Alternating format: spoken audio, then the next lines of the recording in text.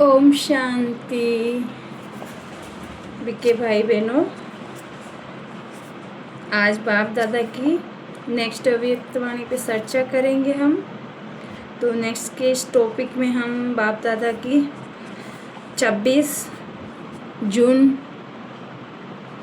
1970 की ये वाणी है, जिसमें बाबा ने कामधेनु का अर्थ समझाया है कि कामधेनु का अर्थ क्या होता है, कामधेनु क्या काम करती हैं और कामधेनु का मतलब क्या होता है।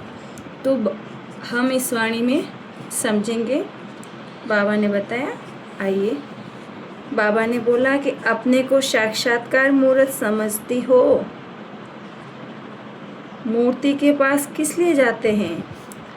अपन बाबा बोल रहे कि भक्त मूर्ति के पास किस लिए जाते हैं ना, अपने मन की कामनाओं की पूर्ति के लिए।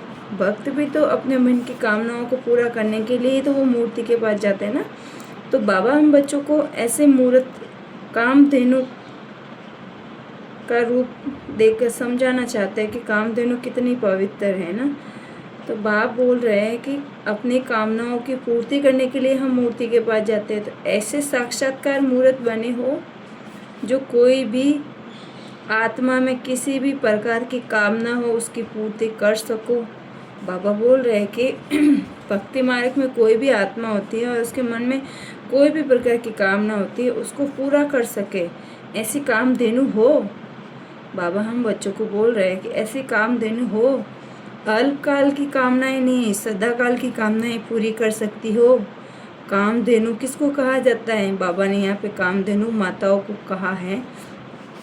तो कामधेनु का अर्थ ही है सर्व की मनोकामनाएं पूरी करने वाली, है ना। बाबा जैसे शिव जी के आगे नंदी को दिखाते हैं, और कामधेनु भी हम बहुत सी मंदिरों में कई तीर्थ पे जाते हैं तो वहाँ कामधेनु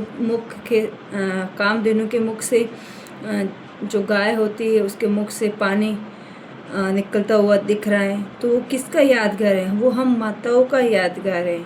बाबा हमें यहाँ पे बोल रहे हैं कि वो माताओं का यादगार है। माताएं अपने मुख से ज्ञान का श्रवण करती हैं, वही कामधेनु को दिखाया है यहाँ पे। तो बाबा ने बोला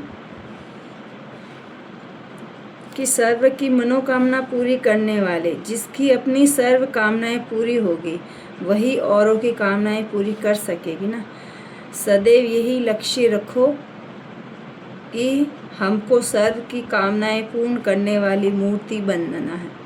सर्व की इच्छाएं पूरी करने वाली स्वयं इच्छा मात्र अविद्या होंगे, ऐसा अभ्यास करना है।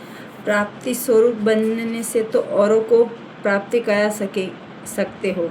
तो सदैव अपने को दाता और महादानी समझना है। महाज्ञानी बनने के बाद महादानी का कर्तव्य चलता है। महाज्ञानी की परख महादानी बनने से होती है। सैर करना अच्छा लगता है। जिन्हों के सैर करने की आदत होती है वह सदैव सैर करते हैं। यहाँ भी ऐसे ही हैं। जितना स्वयं सैर करेंगे उतना औरों को भी बुद्धि योग से सैर कराएंगे। आप लोगों से साक्षात्कार होना है ना। बाबा यहाँ पे हम बच्चों को कितना ऊंच बता रहे हैं कि जितना आप स्वयं सैर करेंगे उतना आप औरों को बुद्धि योग से सैर कराएंगे। तो आप लोगों से तो साक्षात्कार होना है। बाबा हम माताओं को ये बोल रहे हैं कि आप लोगों से तो साक्षात्कार होना है। जैसे साकार रूप में सामने आने वाले हर एक को भावना अनुसार साक्षात्कार अनुभव होता था ना, ऐसे आप लोगों द्वारा भी सेकंड बाय सेकंड अनेक अनुभव व साक्षात्कार होंगे।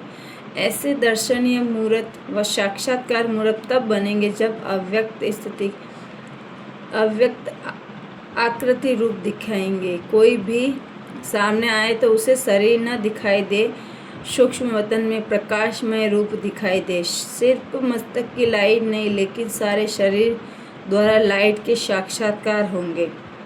जब लाइट ही लाइट देखेंगे तो स्वयं भी लाइट रूप हो जाएंगे। अच्छा, बाबा ने अपनी वाणी को यहीं विराम दिया। आज की वाणी बहुत ही छोटी थी, और हमने बहुत ही जल्दी इस वाणी को आज पूरा कर पाए। आप सब आत्माओं का सहयोग रहेगा तो हम जल्द ही 90-70 की वाणियाँ पूरी कर पाएंगे। ओम शांति।